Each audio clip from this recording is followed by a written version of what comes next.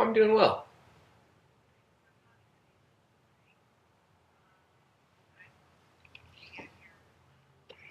Course syllabi and information you sent me. But basically, I'm doing a story for the University Business Magazine on how MOOCs are trying to engage students more than they were initially, and whether that's geared toward trying to increase the retention rate or what the new strategies are. So I was talking to some people at Blackboard, and they told me about this Explore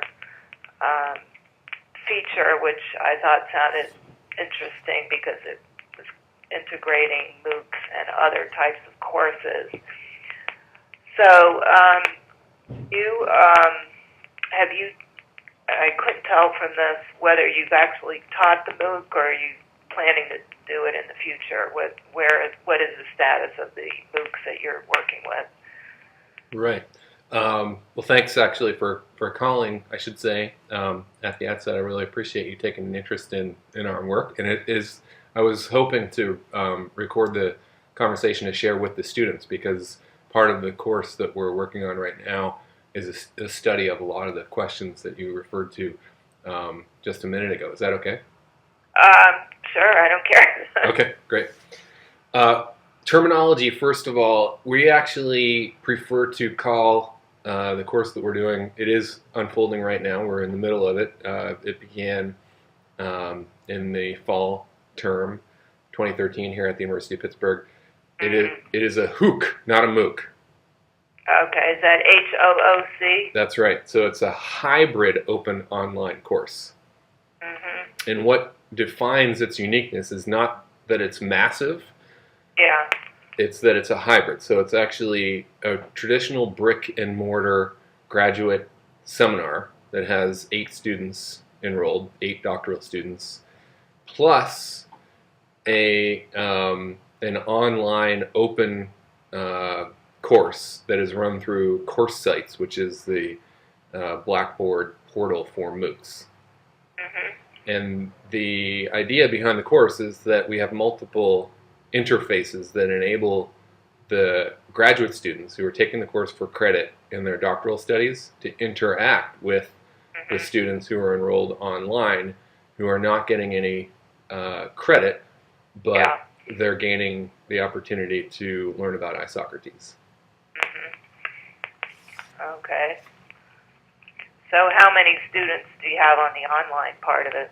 176, I think it is. 176. Mm-hmm. Okay. And are these like a worldwide audience? It's funny, the course sites, they don't have the ability to pinpoint world locations from IP addresses, so you are restricted to email. And obviously people that you recognize, we do have a lot of scholars in the field who have actually signed up. So it's a mix of quite a few Pitt students actually, for example, undergraduate students who are interested in the topic, plus a nationwide array of folks who are just interested in the course.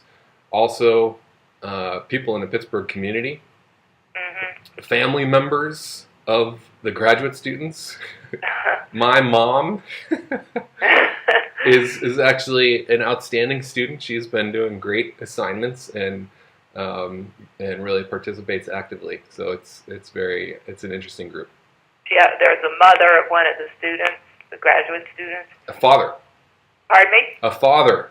Oh, father. Yeah, okay. My mother.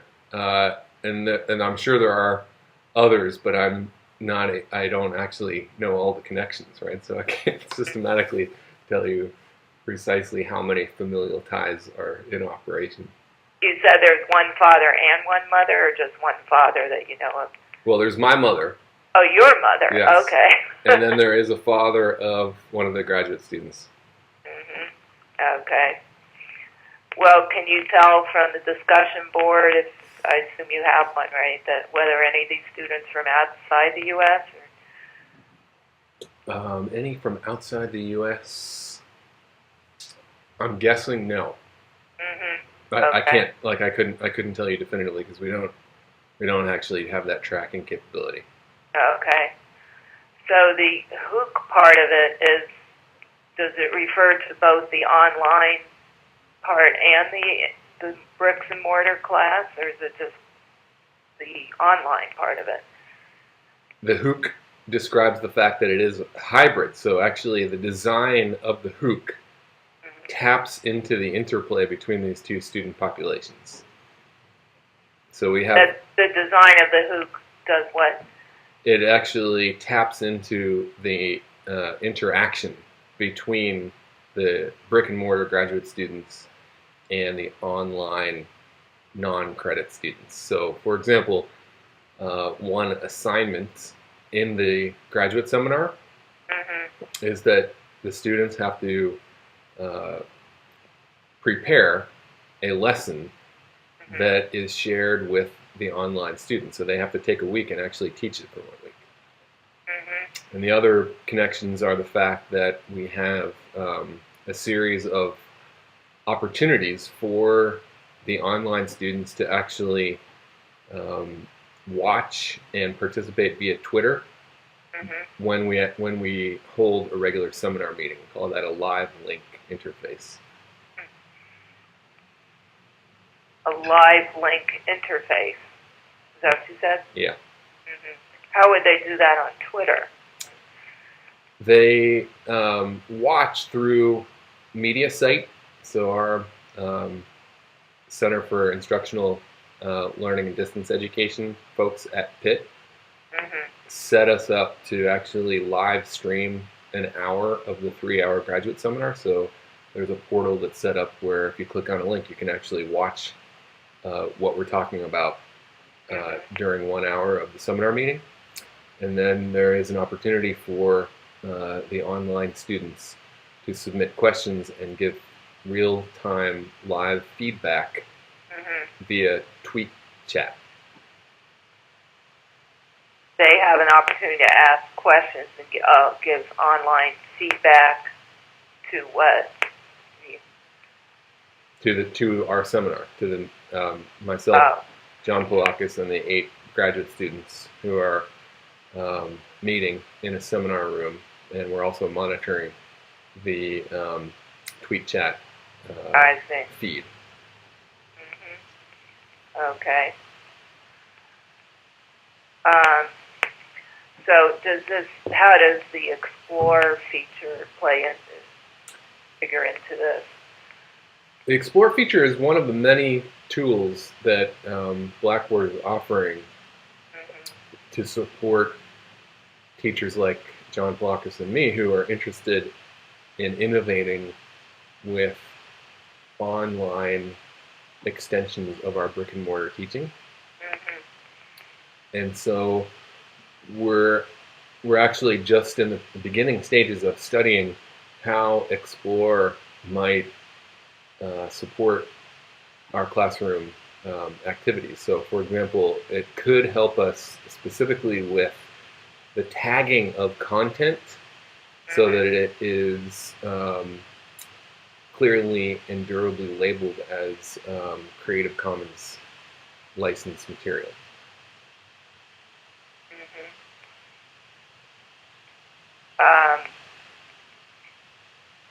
What do you mean by tagging of content? That's one of the Explore functions, is that it enables you to upload course content, original course content, and you have a choice of, when you do that, what kind of copyright license you want to put on the content.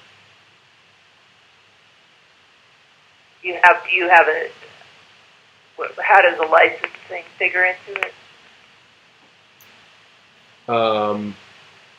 Well, one of the functions of Explore, a feature of it, is that it actually will tag content with a Creative Commons license. And that's important for educators because you want to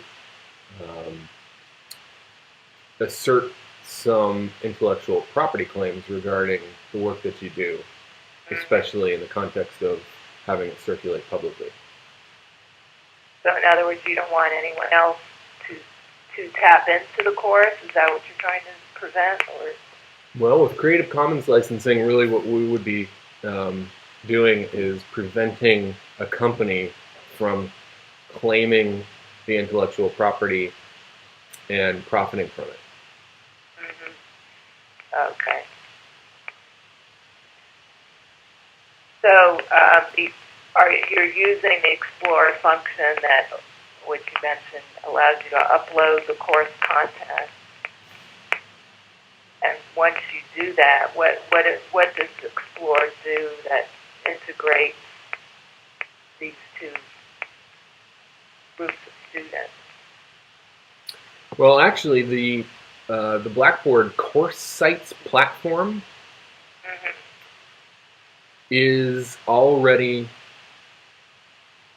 helping us quite well in terms of providing the online interface that connects the two student groups. Okay. So, that's where we post the video lessons, we have the discussion board running, and we have readings that are open access readings. So, for example, luckily, Tufts University has a very handy online resource called Perseus, and all of Isocrates' original works and English translations are available there, open access. And so that's where we'll share with the online students links to particular readings. And that's Perseus, Perseus. Yeah, Perseus, Perseus. I'll send you a link right now to the part of Perseus where Isocrates is actually featured. Okay. I'll send you the famous hymn to Logos, actually. It is the most important passage in all of Isocrates' works. And by the way, that was the first lesson, was teaching the online students the difference between Socrates and Isocrates. You got me confused. Have you heard of that before? Have you heard of Isocrates? No, I haven't. See, that's what the whole course is about. It's about this one philosopher named Isocrates, and he's very different from Socrates. He was actually one generation older than Socrates. He was a rival of Plato. Isocrates was the first person in ancient Greek history to open a brick-and-mortar school right around the time that Plato opened the academy. And so they competed for students, and basically they also competed over the control of the term philosophy. So we're going back to that historical context to try to understand the relation between rhetoric and philosophy. Okay. But so what you were saying about course sites is you're saying that allows you to connect these two groups. But what does Explorer do that's an additional feature to this, to the course sites? Well, frankly, what did Jarl Jonas tell you about our use of Explorer?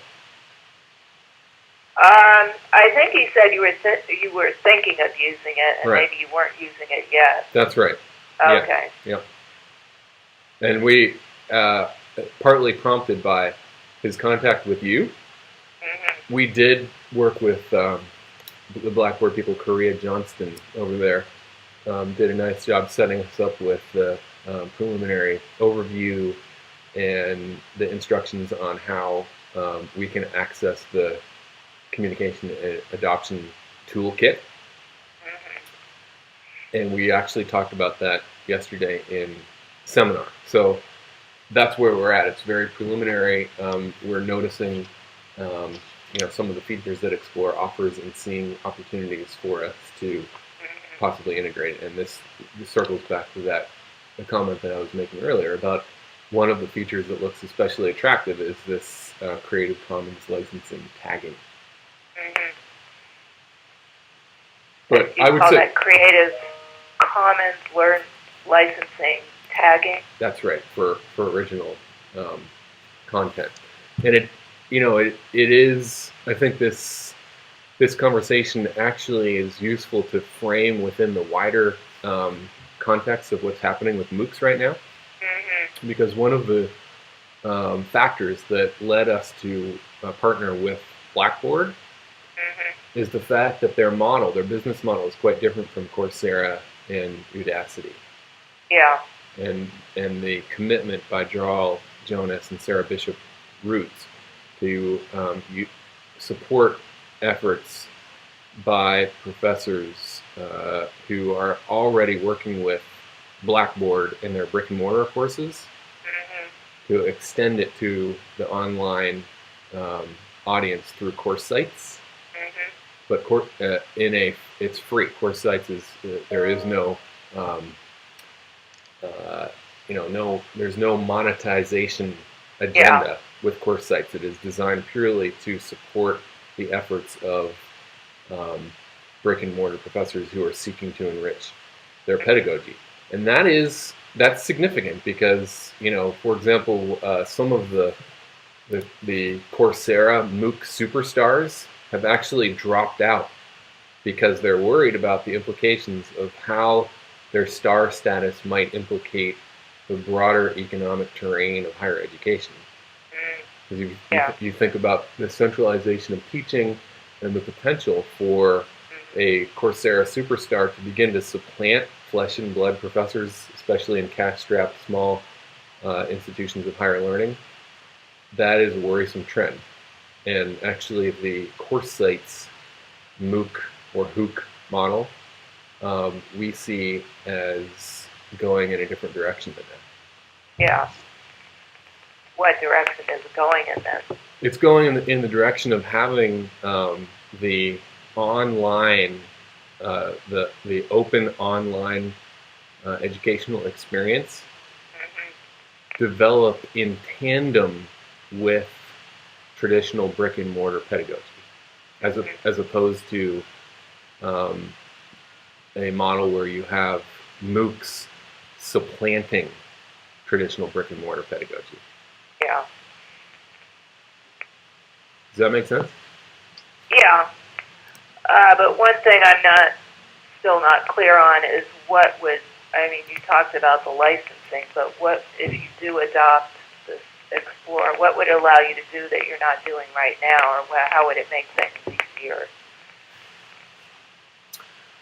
Well, one basic thing there is that another feature that we were looking at is that apparently Explore would enable you to migrate content quickly and easily from one course to the next. And so you can imagine if we were to teach this HOOC, this Isocrates HOOC, again, we would be able to take selected content from this 2013 version of the course and move it ahead quite easily. So there is an attractive portability feature to Explore that is intriguing. But again, we haven't actually integrated the tool explicitly into the HOOC at this point. We're just beginning to think about it. Okay. Well, are you definitely planning to use it in the future, or are you just considering it? Yeah, I think we'll definitely use it for the tagging feature. We're going to, because it's quite interesting that at our institution, the legal team, the Office of Legal Counsel, and our Center for Instructional Distance Education, they have not yet definitively handed down a policy regarding the intellectual property status of MOOC and HOOC content. Yeah. And so we are very keen in that environment of uncertainty Yeah. to try to protect our pedagogical content in the best way that we see. We don't want to make money off of it. We don't. Yeah. We're not looking to earn bonuses or anything of that sort. We're more interested in having the material circulate freely, and more importantly, not be integrated into some kind of a for-profit scheme that, and this circles back to the previous theme that I was voicing before, that at some point could supplant funding, especially public funding for flesh and blood teachers at brick and mortar institutions. So the tagging would prevent it from being taken or used without your permission, essentially? Or? No, it doesn't prevent it from being used without our permission. Mm-hmm. It prevents someone from using it to make money. Oh. How does it do that, though? Because that would be a copyright violation. Oh, I see. Right. So the idea of a HOOC, I may have heard that term before, but is it being done? I mean, this is not the first one, is it, or are there others? It's hard to tell.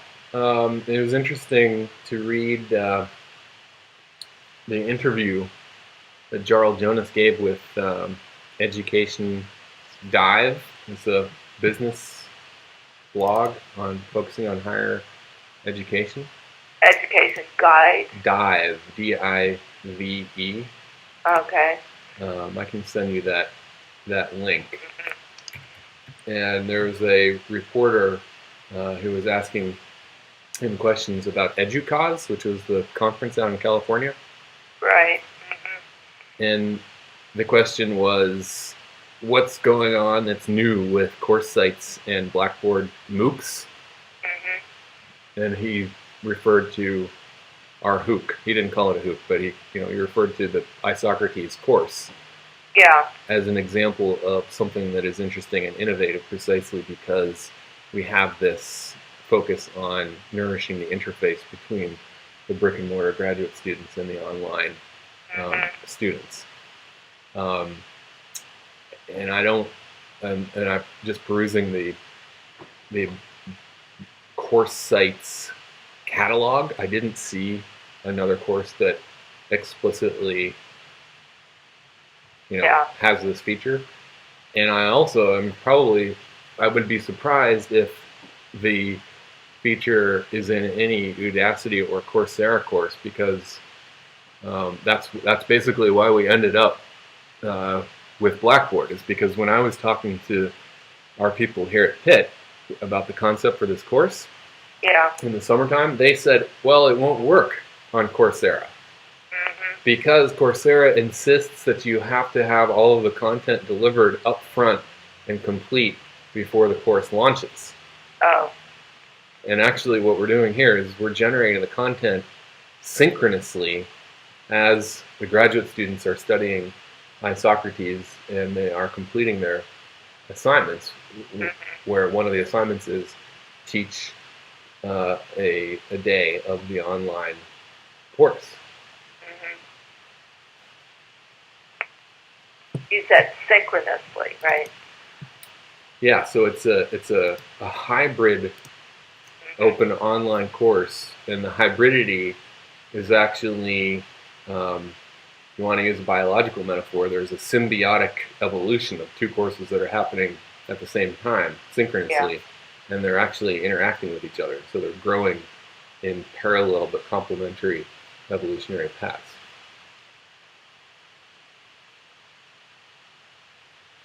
You said they're growing at a parallel evolutionary path. Okay. Well, what is the benefit? So you started this in what, September or August? September. Okay. And what do you see as the benefit for both groups of students? Benefit for the graduate students is the point that actually Jarl highlighted this quite nicely, is that we're finding that the assignment that asks the graduate students to teach the online students for 1 week, Mhm. it really sharpens their command of the material. Mhm. Because if you're asked to teach something, you really have to know it well. Yeah. So that's one dimension of it. From the other side, the online students, you should read some of the comments in the discussion board. Mhm. They are amazing. I mean, we're getting people who are, well, for example, in the first assignment, going to their roommates or their uncles or their nephews and starting up conversations about, hey, did you know that there's actually a difference between Socrates and Isocrates? Mhm. And they're reporting on those conversations. Yeah. So they're learning about ancient Greek history, but Mhm. they're doing it in a way that actually is relevant to their everyday lives. Like, for example, the last assignment asked the students to find someone who you know Mhm. who holds a viewpoint that's diametrically opposed to your own on a particular topic. Mhm. And then try to really think carefully about inventing a new strategy for going back to communication with that person to try to get beyond some of the blockages, some of the obstacles that you've experienced in the past. Mhm. And that was one of the key challenges that Isocrates faced in his own project of Pan-Hellenism, trying to get Athens and Sparta and Thrace and the other Greek uh, colonies to actually work together and understand each other. Right.